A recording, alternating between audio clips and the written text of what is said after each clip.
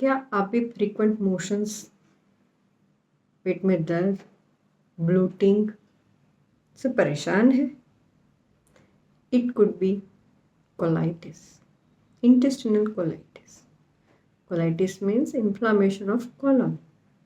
Colon यानी आंत। आंत का सिंपल भाषा में कहते हैं आंत पे सूजन आ जाना।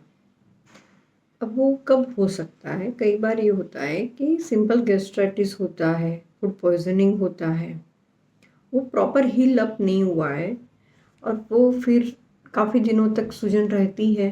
धीरे धीरे धीरे धीरे वो डाइजेशन पावर जो हमारे आंत का होता है वो कम हो जाता है, वहाँ पे सूजन होना शुरू हो जाती है, which leads to sometimes bleeding also. Bleeding per rectum, जब आप स्टूल जा रहे हो तो ब्लीडिंग होता है, पेन होता है, बार बार मोशंस लगते हैं और कई बार पेट में दर्द होता है। अब पेट में दर्द होना वो सूजन की वजह से भी हो सकता है या तो फिर वहाँ पे अल्सर्स भी हो सकते हैं। उसको हम कॉमन टर्म में शायद आप लोगों ने सुना होगा, आईबीएस है। मुझे तो आईबीएस है।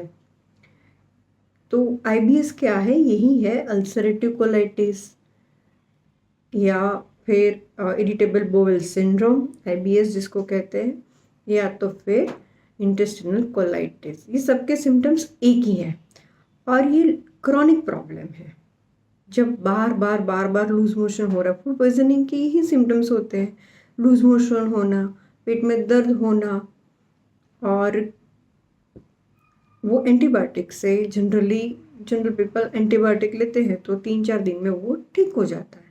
लेकिन जब महीना 2 महीना खींचता है तो वो सिंपल फूड पॉइजनिंग या गैस्ट्राइटिस नहीं हो सकता, वो आईबीएस में कन्वर्ट हो चुका है, अल्सरेटिव कोलाइटिस में कन्वर्ट हो चुका है।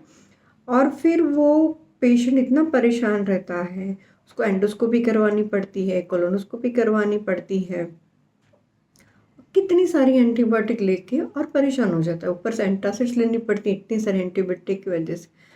इससे बेहतर होम्योपैथी में इसका परमानेंट इलाज है। क्यों होम्योपैथी हम कर सकते हैं? क्योंकि होम्योपैथी उसके रूट कोज पे काम करती है।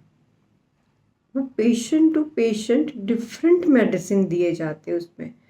उसमें हम खाली अल्सरेटिव कोलाइटिस को ट्रीट नहीं करते हैं, उसका रूट कोज क्यों हुआ है, कब हुआ है, कितने टाइम से है, वो पर्सन का नेचर क्या है, वो पर्सन को क्या अफेक्ट हो रहा है ज़्यादा, किस चीज़ की वजह से वो ज़्यादा इसमें कन्वर्ट हो गया, क्यों हील अप नहीं हुआ, वो ऐसा क्या क्या रीजंस है, उसके अकॉर्डिंग मेडिसिन हम दिया जाता है, पेशेंट्स को दिए जाते हैं।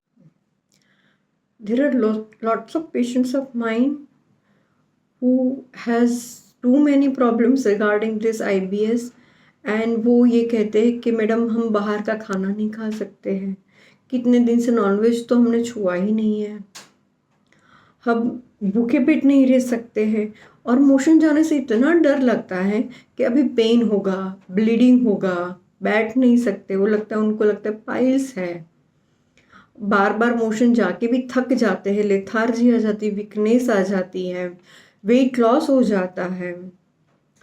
तो ये सब में होम्योपैथी रियली में टू मच इफेक्टिव है। I have too many patients of it and they are completely cured, they are happy, they can eat outside food also, and now they are a permanent patients of mine, because जो सालों से problem ठीक नहीं होता है वो homeopathy बहुत ही कम time में, मैक्सिमम 2-3 महीने में वो ठीक हो जाते हैं।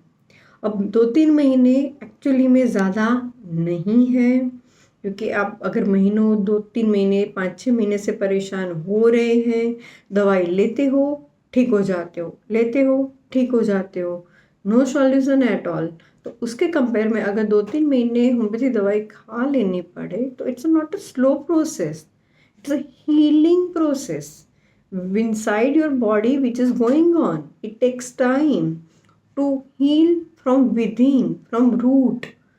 So don't say homeopathy is slow. No, it's a really fast, other as compared to other medicine which is just suppressing your disease, and this medicine cures your problem. So do homeopathy for the IBS, ulcerative colitis और intestinal colitis. ठीक है, thank you.